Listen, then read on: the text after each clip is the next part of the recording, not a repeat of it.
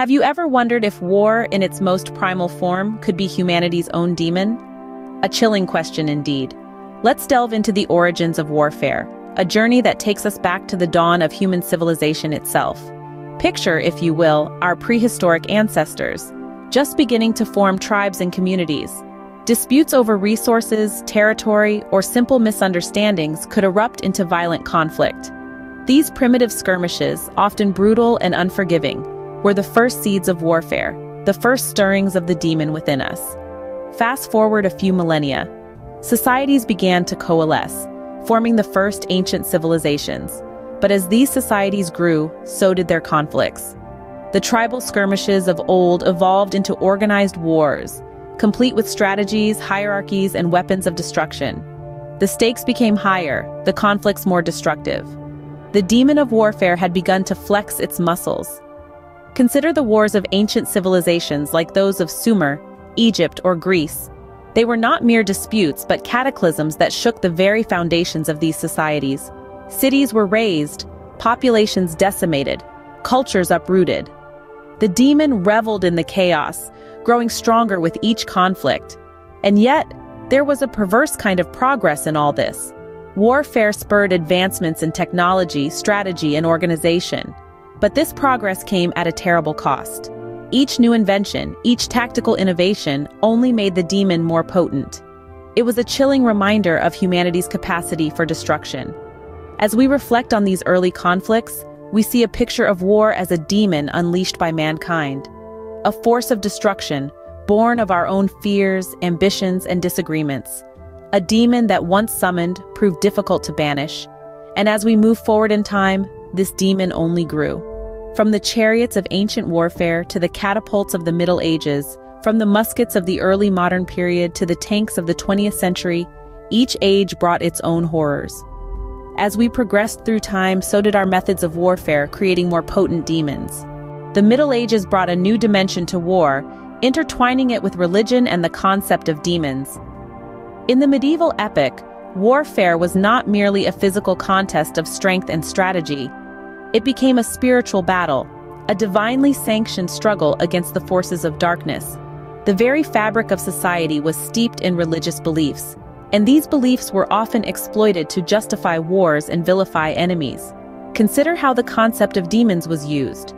In the minds of medieval people, demons were not just supernatural beings from hell. They were the embodiment of all that was evil, and they were believed to be actively working against the forces of good on earth.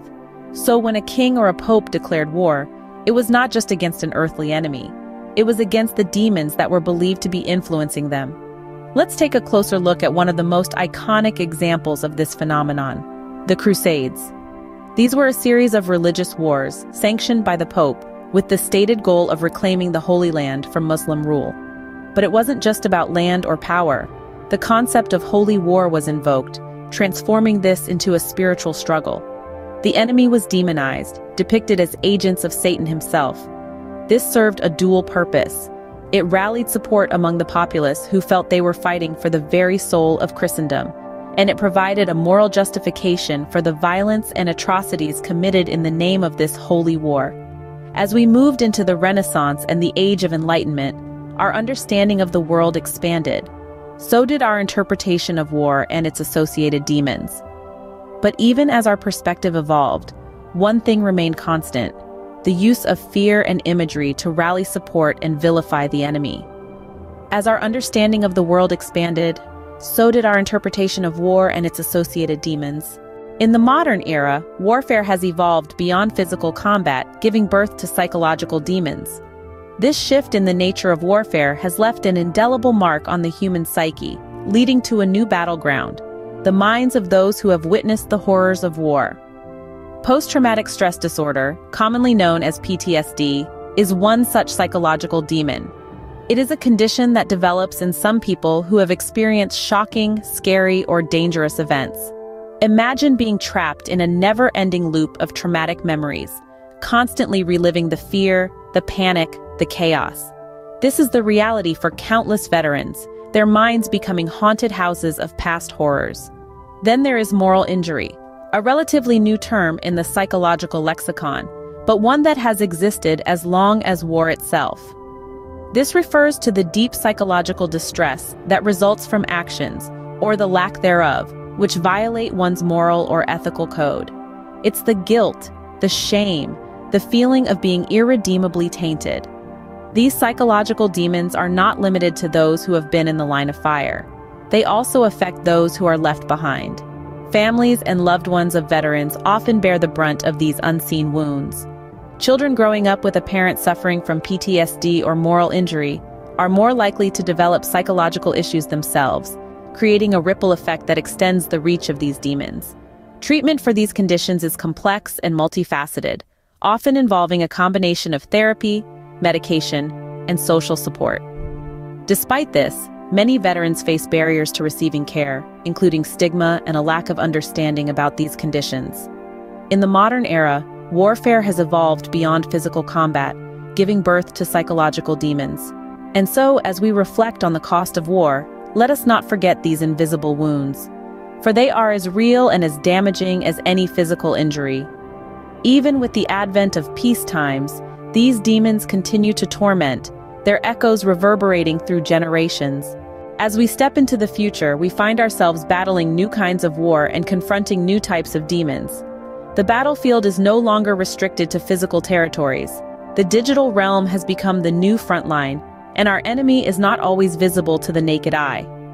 Welcome to the era of cyber warfare. In this age of interconnectedness, the internet is not just a tool for communication and commerce. It has become a weapon, a battleground. The demons we face here are not formed from flesh and blood, but from codes and algorithms. These are our digital demons, as real and as dangerous as any we've faced before. Cyber warfare represents a significant shift in how conflicts are waged. Nations no longer need to mobilize armies or deploy weaponry to disrupt their enemies.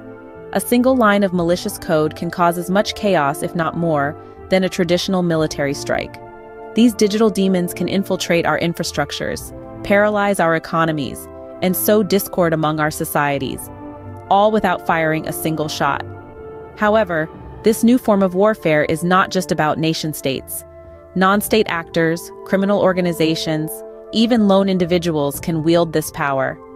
The anonymity and reach of the digital realm provide a fertile ground for these digital demons to flourish. But it's not all doom and gloom. Just as we've faced down the demons of the past, we can confront these new threats. We can build defenses, educate ourselves, and develop strategies to counter these digital attacks. The same technology that has given birth to these demons can also be used to combat them. We've always been a resilient species, adapting and evolving to overcome new challenges. The digital age is no different. It has its own set of demons, yes, but it also brings new opportunities and tools to fight them. As we continue to evolve, so does our warfare and the demons it creates. From the dawn of civilization to our digital age, one constant remains: war and its accompanying demons. We've journeyed together across the ages, charting the course of warfare and the demons it has birthed. From the first stone thrown in anger, to the medieval world's fascination with demonic imagery, to the psychological demons of modern warfare, and finally to the digital demons of our future.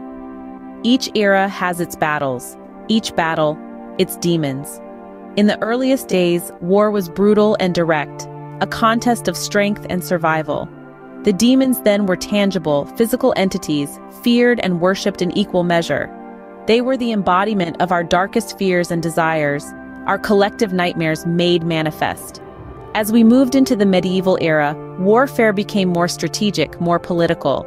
The demons evolved too. They became symbolic, metaphors for our inner struggles and moral dilemmas, reflecting the societal anxieties of the time. In the modern era, warfare became mechanized, industrialized, and global. The demons of this age were psychological, the trauma and terror of war invading our minds and souls. The battlefields were no longer just physical spaces, but internal landscapes scarred by the horrors of war. And now we stand on the brink of a new era, a digital age where warfare is waged not with swords or guns, but with data and algorithms. The demons of this future are digital, born of our own technological prowess. They are the unintended consequences of our advancements, the dark side of our digital utopia. Throughout all these transformations, one fact remains. War and its demons are a reflection of us, of our fears, our ambitions, our capacity for both destruction and creation. They are born of us, and they shape us in return. Perhaps the true battle lies not on the battlefield but within us, as we strive to conquer these demons of our own making.